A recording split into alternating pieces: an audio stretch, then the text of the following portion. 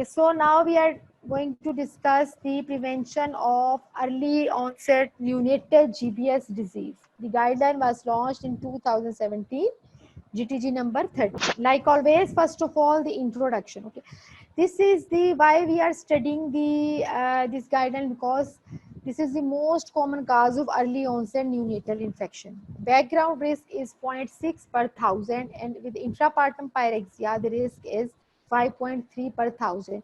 These percentages are very, very important. In our exam in April 2019, they have given, they have asked these percentages, okay?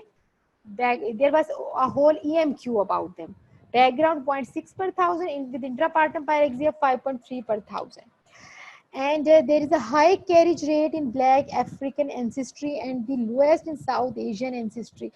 It is important, always important to remember which diseases are more in which ethnicity, because in most of the scenarios they will, because UK is a multinational country, you know, and most of the scenarios in the start of the STEM, they will tell you about, for example, if there is a patient of PCO, most of the time they will tell the patient is from South Asian origin. Okay, so they try to give you hint. So it is important to remember highest carriage rate in Black African ancestry and the lowest in South Asian ancestry. GBS is present in the bowel flora of 20 to 40% of adults, and they are called carriers. Routine screening is not recommended. In which country the routine screening of GBS is recommended? In USA. USA. US. Yes, exactly, USA. Okay. So if a a patient has a GBS in the previous pregnancy, there is a 50% chance that the women again will have GBS in this pregnancy. Okay. And the risk of EOGBS disease in the baby in these circumstances is likely to be around in 1 in 700 to 1 in 800. If in the previous pregnancy, if a woman comes that in the previous pregnancy she was having a GBS, then in this pregnancy there is a 1 in 7 to 1 in 800 chance again that her baby can have GBS. So what are the high risk women? In discovery of maternal GBS carried through bacteriological investigations during pregnancy. For example, a urine infection or a swab taken to investigate a vaginal discharge. As we have discussed, the routine GBS screening is not recommended. But if we are investigating a vaginal discharge, or we are investigating a urinary infection and there comes a GBS, patient comes GBS positive, then she becomes the high risk woman. Okay, and there is a suspected maternal intrapartum infection, then again there is a high risk woman. Why intrapartum infection has a high risk, is a high risk woman? We have discussed in the previous slide. There is a, then if there is intrapartum fever, then there is a 5.3 per thousand risk of carrying EOGBS. Remember?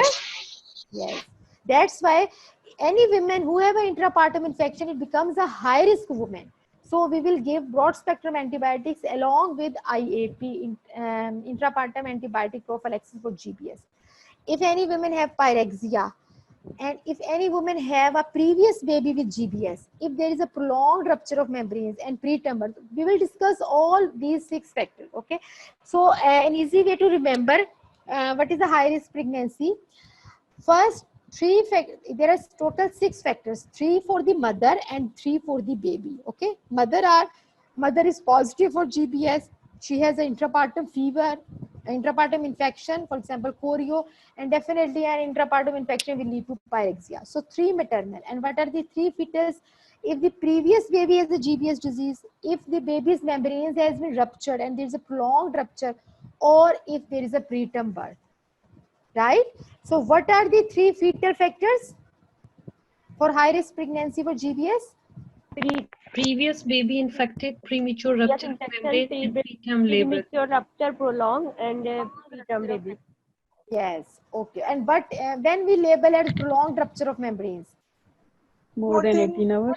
18 hours. More than 18 hours before the labor starts. We will not include the time of the labor. Okay. Before, not the time of delivery.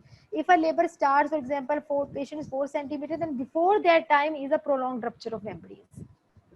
Okay, so this is the very, very, very important table. So please repeat this. Yes.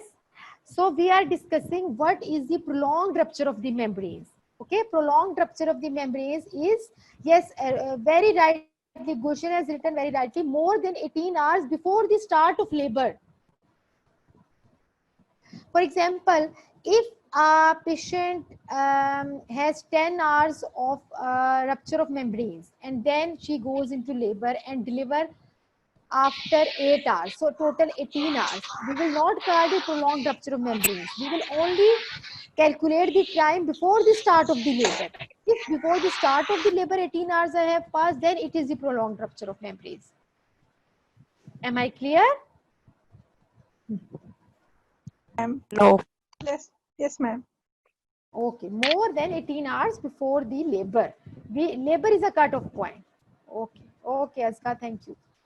So this is the algorithm you need to remember. It is very, very, very important and almost cover whole of the guidelines except a few points. So we will discuss. Can you see clearly the algorithm? Yes, ma'am. Yes. Yes. Okay. So concentrate first of all on point A. Okay. Point A and point B are very straightforward. Point A, what is point? Previous infant with invasive GBS disease. Then you need to offer intrapartum antibiotic prophylaxis. Point B is if the woman has preterm labor, then you will offer IAP. Okay.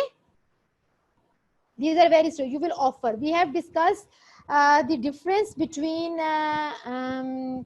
the offer and consider. Do you remember in the previous guideline the difference between offer and consider? Yes. Yes. Yes, ma'am. Yes, ma'am. Yes. Yes. Okay. In offer we need to give. Okay. This guideline was launched in 2017. Before that, it was not recommended in every preterm labor to give intrapartum antibiotic prophylaxis. But from 2017 to now, they give to every woman preterm labor and if the previous baby has a GBS. So now comes to point C.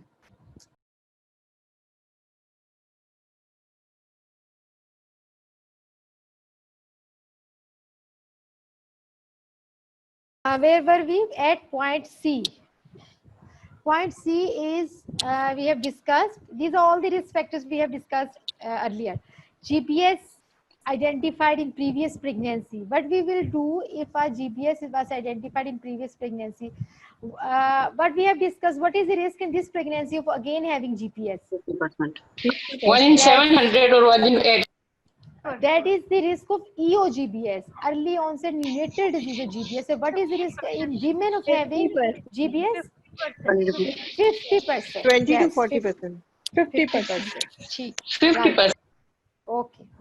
So if GBS colonization identified in previous pregnancy, we will explain the condition to the women, explain likelihood of GBS carriage in a current pregnancy, what is the chance, and now there are two options. Either we can offer straightforward offer her IAP or we can do bacteriological testing 3 to 5 weeks prior to expected delivery date, usually 35 to 37 weeks. Okay. And but if it is a twin pregnancy, then we will do bacteriological testing. 32 to 34. Yes. Why is it so? Why is it so? Because in twins It's there a is a preterm preterm labor. labor. Yes, Delivered by we have 36 weeks. yes, we have to check her GBS status 3 to 5 weeks before delivery, so we can plan to give IAP. Okay, so now comes to point D, pregnant women. Can you see the point D? Yes. Pregnant May I women. So question? yes. I want to know in C, let's see if the patient is carrying in this pregnancy, she's a carrier, and we explain to her the likelihood of the GBS. Yes. Can we offer intrapartum antibiotic prophylaxis or we have to wait? Or if tests come positive, then we can give? We will It's up discuss to with the her. patient. It's up to her. It's patient's choice. We can offer her, mean there is no hazard in offering her. It's up to her. We will give her both options. It's up to her what she chooses. Okay, thank you. Okay. So in point D, if a pregnant woman comes with, we have discussed if because of an infection or urinary tract infection, we have gone for culture, and there comes GBS in GBS bacteriuria in current pregnancy, then what we will do? What are our options? Yes. We'll treat UTI. Yes, we will treat, and we will also offer our intrapartum yes. Yes. Remember the very important point, this guideline, whenever irrespective of whatever the scenario, if there is written in the scenario that there is a proven GBS in this pregnancy, either on swab, vaginal swab, or on urine analysis, if there is a proven GBS, then you will go for IAP. Okay, the only point to remember, we will not give before in antenatal period, we will not treat GBS. We will only treat GBS during intrapartum period, because basically we are not concerned about the women. We are giving antibiotic for the baby, right? Because it is normally, we have read, it is normally present in the bowel. In how many patients it is normally present in the bowel? 20 to 40%, right? So it is like a commensal. It doesn't harm us. But it does harm the baby. Okay, so we are concerned about the baby. That's why we only give intrapartum antibiotic prophylaxis. Okay, remember it. Whenever the scenario, you will never give antibiotics for GBS for the women. For UTI, you can give because it should not be present in urinary tract. Otherwise, it can be present. Okay. So GBS bacteriuria in current pregnancy, then we will give oral antibiotics if proven GBS UTI, and we will offer IAP. Right? Ma'am, Then in the come- guideline, they have specifically tell the amount of GBS present in urine. Yes, exactly. We will discuss it later, dear. Now we are only discussing this table, and the remaining points we are given in the other GTG. We will discuss it later, like we have discussed in chickenpox in pregnancy. Okay, ma'am. Okay. We will definitely going to discuss. I have written it. Okay. So now come to the point E. Planning vaginal delivery. Okay, women wants a vaginal delivery, and she is at term. Now she may come in two conditions: either she come in labor, or she will come in pre-labor rupture of the membranes. Right? If the woman comes in pre-labor of the rupture of membranes, and she is a known GBS carrier, what we will do? Usually, what is the recommendation for the pre-labor rupture of membranes? Should we induce immediately, or we should wait for 24 hours? What is the We should wait for 24 hours. We induce immediately. Risk depends on the risk.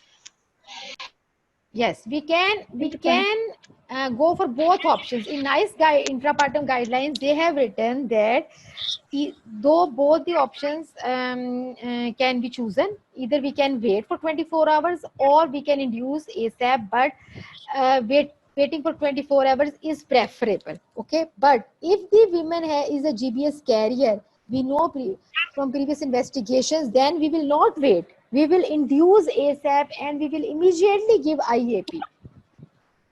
Right? Yes. And if the status is unknown or negative, then we no need for testing, and so no IAP. And if the woman comes in labor, okay, then first of all, no risk factors of EOGBS, no need to give. Okay. Second, we have already discussed, if the patient has pyrexia or intrapartum infection, then should we give or not? Yes, we will. Yes, we will give. Okay, and we'll not only give IAP, but we give broad spectrum antibiotics. We will discuss it later. What broad spectrum antibiotics? There is a difference between intrapartum antibiotic prophylaxis for GBS and broad spectrum antibiotics. We will discuss it later. Okay. So the next point is, yes, Gulshan, very good. Broad spectrum antibiotics. Paras, we will not wait for 24 hours. Okay, if patient is having GBS positive, we will not wait for 24 hours. We will induce immediately. Okay. Okay. So GBS carriage colonization in current pregnancy, however detected, we have discussed. Whenever there is GBS carriage, if she is in labor, if she comes with prom, whatever the condition, we will offer IAP. Okay. And the H point is very straightforward. If the woman goes into is planned for cesarean section and her membranes have not ruptured, we will need not to worry about if she is GBS positive or not. We will not give IAP. Why? Why is it so? Anybody can tell me? Because Because membrane is intact and membranes are intact. Yes, because And There's no she's going for setting the infection. There is no chances of No colonization chance from of ascending genital area. infection. yes, exactly. Yes, exactly. Because we are concerned with the baby. Okay. So anyone has any query from this algorithm, he or she can ask me. Then we will move ahead. Is it clear? Hello. Yes. Ma'am. The patient is allergic to penicillin, Yes. ma'am. Yes. Ask what you want to ask. Yeah, I The want to ask patient is about allergic. point number F. Point number F. Okay. Yeah, But in point number pre-labor F. rupture of pre-labor Yes. rupture of membranes. So Mhm. if it is more than 18 hours, then we will offer IAP. Okay. So prolonged rupture of membranes is a high risk factor. But see, in this algorithm, nothing is written more than 18 hours. It says if the GBS carriage, then we will give immediate IAP. If not, we will not give. Okay. Prolonged rupture of membranes is a high risk women. We will be careful about it, and more often it can have pyrexia or intrapartum pyrexia infection or chorioamnionitis. That's why we have written it in high risk women. Yeah. But if a woman comes and she has more than 18 hours of labor and she has no fever, no signs of chorioamnionitis, and she has never undergone GBS, then we will take it as a routine. We will not give any IAP. Okay? Because we have discussed in NICE guideline, they say wait for 24 hours. So 60% of the women labor in 24 hours according to NICE guideline, and 40% will not labor. So we will not give the 40% the IAP. Okay, if there is another risk factor, then we will give. But we will be vigilant for it. If patient develops fever, foul smelling, vaginal discharge, or her TLC is raised, any of the signs of clinical chorioamnionitis, then we will go for IAP. Am I clear? Okay. Yeah, okay. And in preterm labor means every We will preterm we give. will offer IAP. Yes, labor. In labor, if the patient is Yeah, in true labor. labor, then we will offer. Okay. Okay. So there Okay, are many guidelines. Like there are some, I think 3 or 4 TOG articles for preterm labor. But if a GTG says offer, it clearly says in preterm labor offer, then we will offer. Okay. So no need to go and say in that TOG it is written, in this TOG and this guideline or that guideline. If GTG says yes, then yes. If GTG says no, then no. There is no question ahead of GTG. Okay. So it makes us things easier. What we need to follow. The September candidates must have studied a lot, and they know that there are sometimes discrepancies between TOG articles and GTGs, and even between GTGs and NICE guidelines. So now we are discussing the points which are not in the table, and the guideline are important points. So in antenatal, someone has asked the question, what is the cutoff limit for GBS UTI? The proven GBS UTI cutoff limit is growth of bacteria greater than 10 raised to power 5 colony forming unit per ml. Okay, we need to remember this, because if in this scenario they give less number of bacteria, then it will not be labeled as UTI, GBS UTI. Antenatal treatment is not recommended for GBS cultured from a vaginal and rectum swab only. Only IAP. We have discussed it earlier that only in the case of UTI we will give antibiotics. Otherwise, if a rectal swab shows GBS or a vaginal swab shows GBS, we will not give antenatal treatment. We will only give intrapartum treatment. Okay, and very important, GBS status should not affect method of induction of labor, membrane sweeping, birth pool. It means if a woman has a GBS positive, we will not decide that we cannot go for membrane sweeping, or women cannot use birthing pool. As long as she is giving IAP, she can avail all methods. So what is the cutoff limit for GBS bacteriuria? And 10 raised to 10 power raised to power 5. Greater than 10 raised to More 5. than 10 5 to the Yes, 5. greater than 10 is to power 5 colony forming unit per ml. per ml. Okay. Okay. So what if a woman comes with P-prom? So I am. What do you think if a woman comes with P-prom? We have discussed in preterm labor we will give prophylaxis. And what if P-prom? In P-prom, what will we do? If it is more Depending than on the gestation, Yes, it gestational depends age. on the labor, yes. then we will give, when patient will be in established labor, then we Yes. will give AP. Yes, exactly. That's the point. Oh, we will only give GBS when in preterm it's labor. Preterm labor. P-prom is not a labor. But if the woman goes in labor, it's very simple. Very good. If a woman goes in labor, then we will give GBS because it is preterm. Okay. P-prom is also preterm. If it goes in labor, it will become preterm labor. Then we'll give GBS. And if his patient is going for cesarean section, then also. If yes, we will discuss it. I think I have written it somewhere. Even there is some benefit if more than 4 hours, though there is not a good level of evidence available, but still they say, but even if more than 4 hours have passed and there is less benefit, but still there is a benefit of having giving IAP, but it will be a consultant based decision. Okay.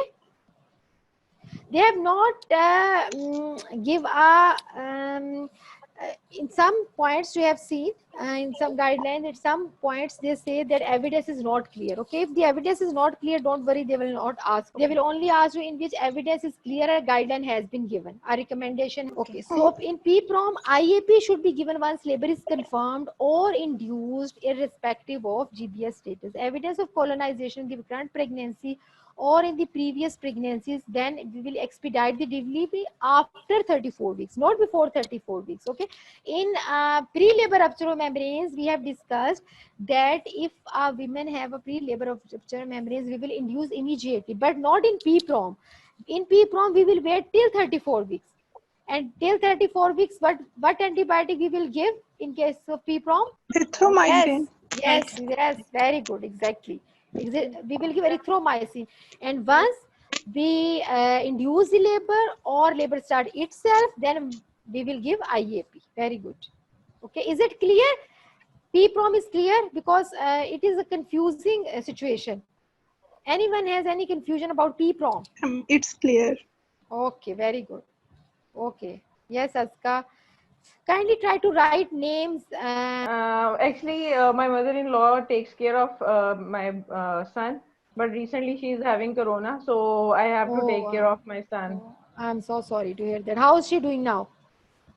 She's better, alhamdulillah. Okay. Yeah, this is another problem, corona.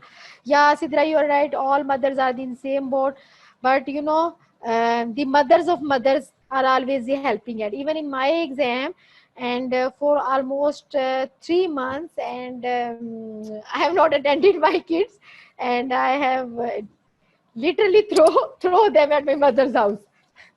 Yeah, but you know, it is a difficult time, but once you work hard, you need to work hard. It is not an easy exam.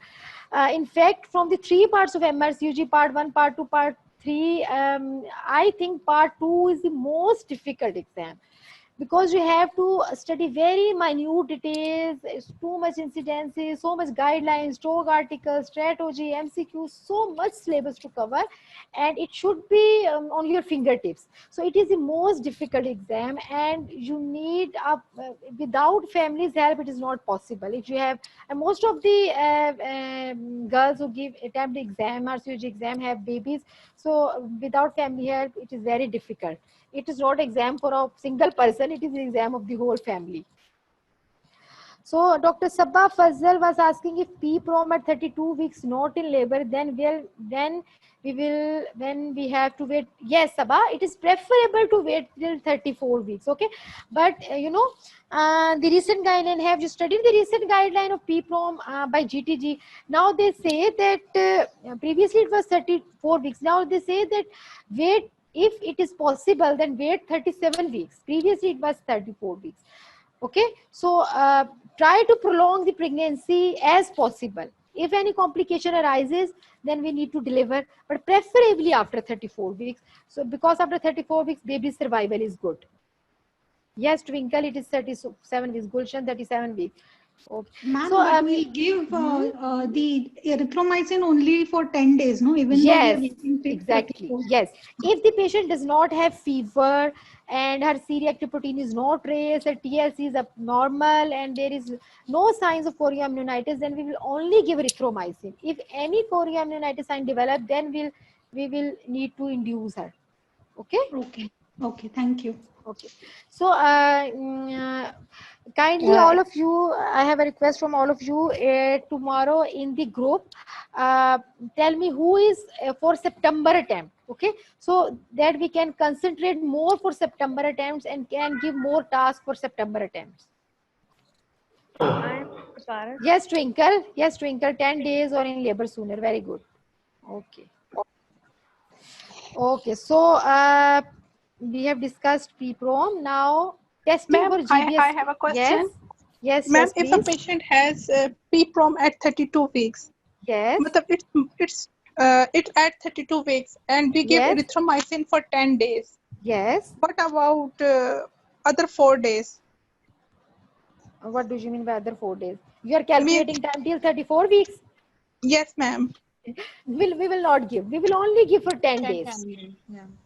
Okay. Okay. Until unless there are no signs of chorioamnionitis. Right? We will discuss, don't worry, we will discuss the PPROM GTG in detail. Your all concept about PPROM Okay, will ma'am. be cleared in there. Okay? Okay, ma'am. So, yeah. Yes, Abba. Yes. If we induce after 37 weeks, then should no. If the patient is GBS positive, then after 37 weeks, we will give IAP. If the patient is GBS status is not known or negative, then after 37 weeks, we will not give. Right? Am I clear, Sabha? Okay. Okay. Thank you.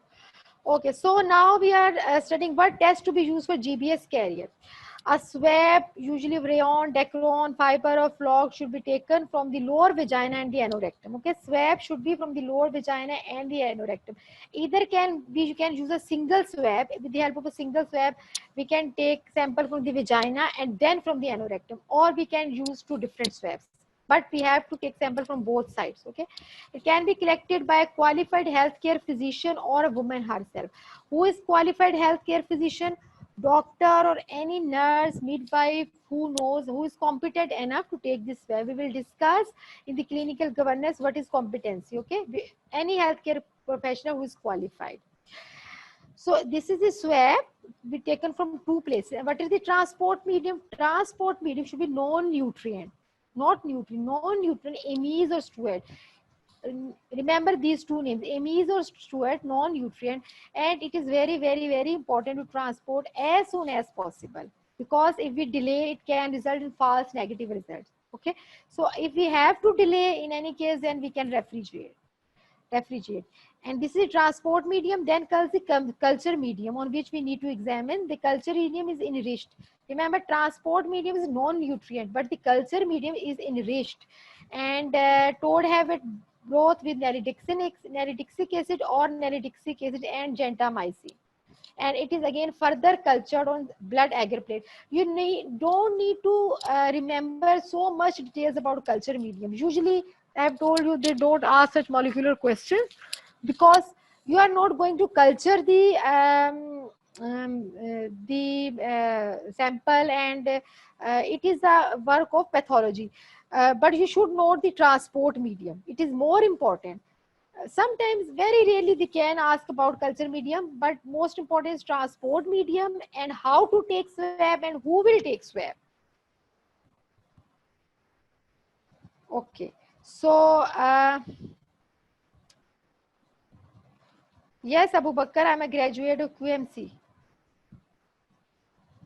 How do you know? Dr. Navida, your class. Oh, Navida, hello, how are you? Nice From to where hear you grad, you. doctor? Doctor, tell me from where you are grad. I am a graduate of Quaid-e-Azam Medical College, Bahawalpur, and then I did my FCPS training at Nishtar Hospital, Multan, Pakistan. Okay, send me your number. Sure, Navida. Sure, Navida. In Okay, Telegram, okay. I will send you. Okay. So you are with the name of Abu Bakr. That's why I said, please, in Zoom meetings, type your own names. So I get to know who is who. Okay. Okay. Right. So now who will tell me who will how to take swab? From where to take swabs? Vagina and The swab should be taken from Lower lower vagina vagina and and anorectum. anorectum. Yes. A single swab or two different Or swabs? single swab, if we take single swab, then lower vagina and then anorectum. Yes. Okay. And who will take the swab? A qualified person. herself. Or can Or women can woman, take or herself? woman herself. Yes. Yes. Very good. Yes, Gulshan, right. Sonia, right. Okay. Right. And what is the transport medium? It should be non-nutrient, amine, or straw. Yes. Very good. Okay. Okay. Yes, Paras. Okay. So everyone please type answer or unmute your. There are 58 participants, or I think only 9 or 10 are active. Why is it so? Okay, please. You are giving time and taking lecture so long, 2 or 3 hours. So participate actively, so that you can learn something. Okay, so what are the antibiotics? Intrapartum antibiotic prophylaxis specifically for GBS is 3 gram IV benzyl penicillin given as soon as possible after the onset of labor and 1.5 grams 4 hourly. Okay, 3 grams, then half the dose 1.5 gram, 3 gram bolus, and the maintenance is half the 3 gram 1.5 gram 4 hourly, right? And maximum efficacy is if first dose at least 4 hours before delivery. For example, if you give a first dose at 8 centimeters and after 2 hours patient delivers, then it will not have maximum efficacy. Preferably, it should be given 4 hours before the delivery. It is the IAP. Now, if the woman is allergic to penicillin, penicillin allergy is very common, especially in UK. When you will go for part 3, this is a very, very vital question. If you will not ask about penicillin allergy in your part 3, you will fail that question. Okay, so remember penicillin. That's why everywhere where there has written penicillin, there is always give if penicillin allergy, then what will be give. Okay, remember in the sickle cell and thalassemia, if patient is penicillin allergic, then what to give? Anyone remember in thalassemia and sickle cell penicillin prophylaxis? Erythromycin. Yes, very good. Yes, yes. Now chat box people are active. Very good. Yes, Aska. Erythro, twinkle, erythro. Very good. Okay. So, but in GBS, if the woman is allergic to penicillin, then we need to see if it is she is severely allergic or not severely allergic. And what are the signs of severe allergy? Anaphylaxis, angioedema, respiratory distress, or urticaria. Okay. If patient is not severely allergic, then we will give cephalosporin, preferably cefuroxime 1.5 gram loading dose. Okay. Remember in case of penicillin, 1.5 was the maintenance dose, but in case of cefuroxime, 1.5 gram is the loading dose, and followed by half of the 1.5 gram, 750 milligram, 8 hourly. Okay. In benzyl penicillin, it was 4 hourly, and in case of cefuroxime, it is double to 4. Dose is half and duration is double, right? And in case of severe allergy, if the patient is anaphylaxis, angioedema, respiratory distress, then we will give IV vancomycin. And IV vancomycin dose is very easy to remember, 1 gram every 12 hours. It means 2 times a day. And if a patient gives history that in previously she was given penicillin and she was having vomiting, then only then no need to omit penicillin we can give, because it is not a true allergic reaction. Okay. Right. So, if the patient has intrapartum fever, so then I have discussed earlier that there is a difference between the medicine given for intrapartum fever and for specifically for IAP. For intrapartum fever, what we will give intravenous amoxicillin 2 grams every 6 hourly. Okay, or if the patient is allergic, then cefuroxime, always we need to give cefuroxime. But if intrapartum fever, because intrapartum fever we need to give broad spectrum antibiotic and it is more dangerous than GBS, so we will shorten the duration. In GBS the duration was 8 hours, but in fever the duration is 6 hours. Okay, and amoxicillin also duration is 6 hours. Whose mic is this? Please unmute. Kindly all of you check your mics. It's causing disturbance. I think. Thank you, whoever she was. Okay, so everyone remember the doses? Because I am going to ask them. Okay. Yes, ma'am. Okay. I will ask in the end. I have a revision points of doses. Okay. So, if a woman decline IAP, so what we will do? In UK, when we'll study clinical governance, we will study the medical ethics, which is one of which is autonomy. If the patient don't want to take anything, and it's up to her, because the fetus has no rights. Okay, unless it is in the mother's womb, a neonate has a right, but the fetus has no rights of itself. If the patient declines IAP, we cannot give her by force. Okay, or even we cannot insist her. Okay, so we can tell her what is good for her, we cannot insist her. Okay, if a woman declines IAP, then what we can do, we can monitor the baby, that the baby should not develop EOGBS.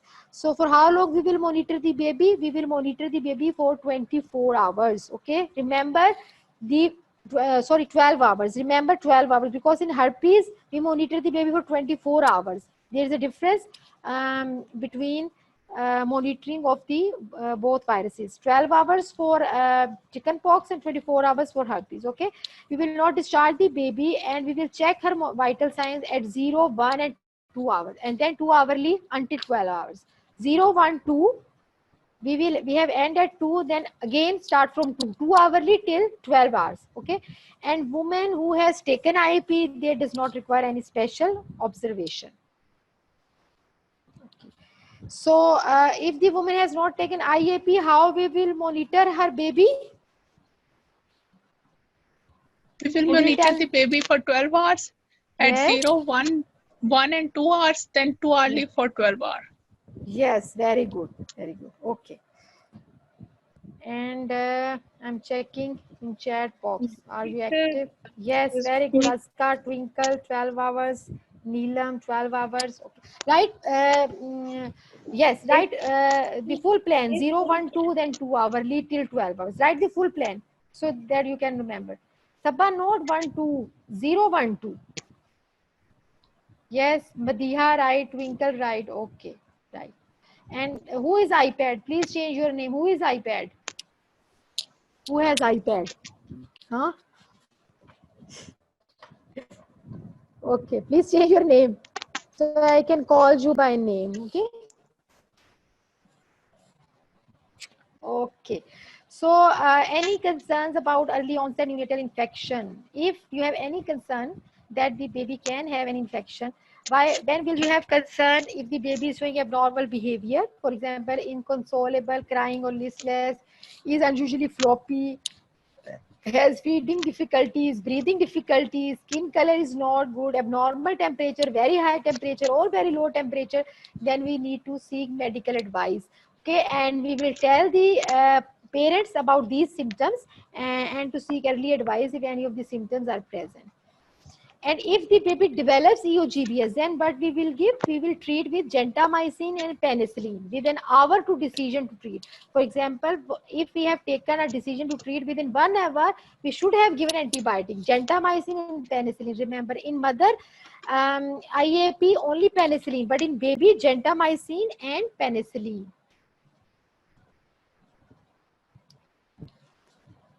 Yes, Saska penicillin, gentamicin. Sapna penicillin, gentamicin, right. Okay. So, anyone has any question up till now from GBS guideline? Has anyone any Repeat question? this gentamicin. Sorry? I want to know about, do we have to monitor the baby if the intrapartum antibiotic prophylaxis is given? No. We don't need to monitor the baby. Okay? Excuse me, whom you give gentamicin? If the baby has developed GBS, neonatal GBS, early onset neonatal infection has been developed, we will give gentamicin to baby, not mother. Okay? Am I clear? Okay. Okay. Now it's revision time. The first question is incidence of EOGBS in general population. What is the incidence? 0.6 Hurry up. by 10,000. 0.6 by 0.6 by 10,000. 1,000. Yes, yes. Incidence of EOGBS in 5.3 patients with intrapartum by fever. 1,000. 5.3 Yes, by very good. Very good. I am also looking in chat box. Hurry up, guys. 5.3 Sapna, 5.3 Twinkle. Right, right. Hurry up. Right, everyone. The chat book should be full. 0.6% power is in general. Very good. 0.6. I'm waiting for the wrong answer. But no one is given. Okay. Okay, Salma, right. HBK, Sabah Fasal, right. Navita, thank you for changing the name. Tehzeeb, right. Okay, very good, very good. Okay. So, incidence, we have done this. 0.5, okay. GBS bacteriuria at 32 weeks. What will you give at 32 weeks if patient has been detected as GBS bacteriuria? We will first confirm it's Antibiotics now and IAP at the time of delivery. Yes, exactly. Huda, which antibiotic? When we will give antibiotic? Antibiotic for GBS? Please write clearly the full answer. The yes. So let's see what is the answer. Antibiotics for bacteria and then Treat IAP. bacteriuria plus IAP. Yes, yes, exactly. Yes, yes, correct. If the GBS on vaginal swab at 35 weeks, then what will you give? no IAP. IAP. And why not antenatal? Why not we give antibiotic at that time? It could be normal flora. Infection risk. Yes, yes, good. It could be normal flora, and we are concerned only about baby. Yes. Yes, yes, yes. Very good. Very good. All of you very good. Okay. So what is the next? Antibiotic of choice for GBS with dose. Penicillin. Yes. Penicillin Yes. 3 grams daily, then 1.5 gram every 4 hours. Yes. From onset of labor till delivery. Yes, very good. And when is the maximum efficacy obtained? If it is given after 4 hours, before 4 hours of delivery. Within 4 Yes, hours of exactly. Within. Yes. Yes. At least 4 hours before. Yes, Twinkle, right. Yes. Okay. Penicillin 3 gram bolus and 1.5 gram every 4 hourly till delivery. Severe penicillin allergic. What will we give? In severe allergy, we will give vancomycin. 1 dose? gram 1 gram 12 12 hourly. Yes, yes, right. Okay. Waiting for the chat box, people. Yes, Rabia. Mariam, right. Kurutulain, HBK. Who is HBK?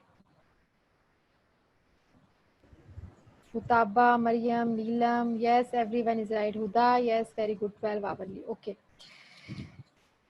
Vancomycin 1 gram every 12 hourly. Monitoring of baby if IAP is declined. How will you monitor the baby? Tell me the full answer. 12 hours after delivery. 0, 1 to 12 hours. We will 1, monitor the and 2 baby for hourly 12 or hours. till 12 hours. 12 hours. And how we At will 0, monitor the 1, baby? 2, Yes. And then 2 hourly. and then Yes. 2 hourly for 12 hours.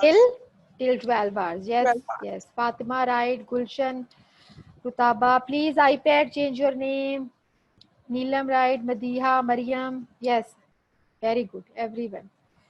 The last question of this guideline, clinical signs of EOGBS antibiotic of choice. Gentamicin. Yes. And? Gentamicin and penicillin. Yes. Yes, Aska. Gentamicin, penicillin, penicillin, Rutaba, Fatma. Yes. Okay. Right. Everyone is correct. No one has wronged a single answer. Okay.